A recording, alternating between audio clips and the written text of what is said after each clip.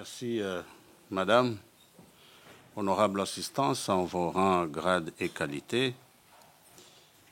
En notre nom collectif, je voudrais tout d'abord remercier les organisateurs de ce colloque, et en particulier mon ami le docteur Paul Kananoura, et tous les membres de l'Institut Africa qui mènent un excellent travail de réflexion, reconnaissons-le, d'analyse et de réseautage aussi autour des questions africaines et du Moyen-Orient. Je le dis de façon très ouverte et très transparente, car le terme de réseautage apparaît encore une fois comme inélégant, sulfureux et presque suspect. Rien n'est plus faux. L'Afrique, notre continent, a besoin qu'on s'intéresse à elle. Elle a besoin que des hommes et des femmes passionnés, porteurs de réflexions et de projets se rencontrent, échangent, discutent, entreprennent pour faire avancer les choses et la faire avancer lui aussi. C'est, je crois, le mérite essentiel de ce colloque, que de nous amener ensemble à réfléchir, à formuler des hypothèses et finalement à créer des consensus intellectuels qui sont, ne l'oublions pas, les piliers de l'action publique.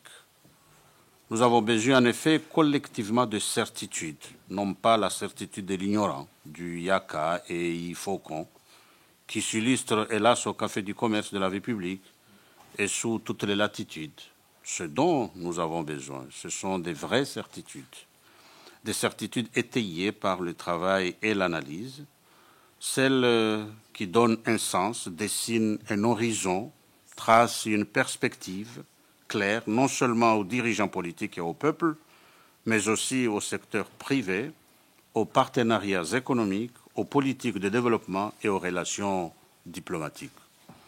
Qu'il s'agisse du défi sécuritaire, du terrorisme, de la convoitise stratégique dont sont l'objet nombre de nos pays, du fait de leur richesse minérale, de la reconnaissance de la place de l'Afrique dans la gouvernance mondiale, de la question de la souveraineté, de la transition démographique à accélérer, de l'intégration économique, de l'industrialisation, de la souveraineté alimentaire, de la gestion des migrations intra-africaines et en direction de l'Europe, nous voyons bien que les sujets sont innombrables, qui touchent finalement directement ou indirectement la question de la paix et de la stabilité. En Afrique comme au Moyen-Orient d'ailleurs. La paix et la stabilité de l'Afrique, évidemment, mais aussi la paix et la stabilité dans le monde.